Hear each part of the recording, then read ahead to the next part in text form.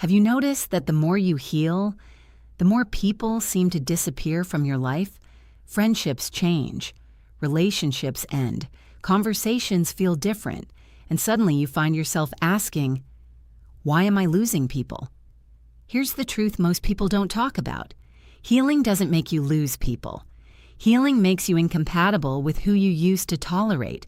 When you begin healing, you don't just change how you feel, you change how you relate. Before healing, many of us learned to survive through connection. We people-pleased, we overgave, we stayed quiet to keep the peace. We accepted breadcrumbs because we feared abandonment, not because we were weak, but because our nervous system learned that belonging meant safety. So we built relationships around survival versions of ourselves. Unspoken agreements formed. I won't ask for too much. If you don't leave, I'll shrink. If it keeps the relationship stable, I'll ignore my needs. If I can still feel chosen.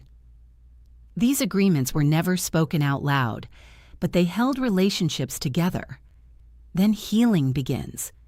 You start setting boundaries. You stop explaining yourself endlessly. You notice when something feels wrong. You stop chasing approval. And without realizing it, you rewrite the contract. Some people celebrate your growth, but others feel uncomfortable. Because your healing removes the role you once played in their life. You are no longer the fixer, the rescuer, the silent one, the emotional caretaker. And when you stop abandoning yourself, people who benefited from that version of you may drift away. Not because you did something wrong, but because the relationship depended on who you were before. This is the part nobody prepares you for. Healing can feel lonely, even when it's right. Your nervous system misses familiarity. Even unhealthy connection can feel safer than the unknown.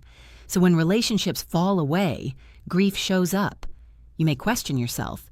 You may wonder if you've become too much, too distant, too different. But what you're actually grieving is not just the person. You're grieving an identity you are outgrowing. Healing raises your standards without effort. You begin craving peace instead of intensity, depth instead of distraction, authenticity instead of performance. And naturally, anything built on old wounds struggles to survive in your new awareness. Healing reorganizes your entire life. It clears space, not as punishment, but as preparation. Because your future relationships cannot be built on self-abandonment.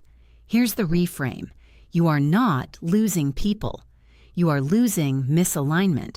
You are releasing connections that matched your wounds.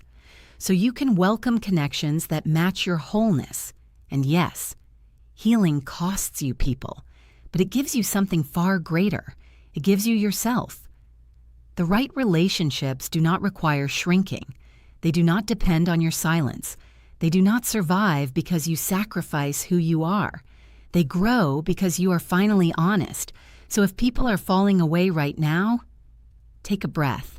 You are not being abandoned. You are being refined. And the space that feels empty today is making room for relationships that can finally meet the real you. And if you want to understand why you attract certain relationships in the first place, watch one of my relationship videos, because you don't attract what you want. You attract what feels familiar. Thank you for taking the time to connect with my content, and if this video resonated with you, subscribe and continue this journey with me. On this channel, we explore healing, emotional awareness, nervous system regulation, and the deeper connection between mind, body, and spirit. Thanks again, and remember, you are loved.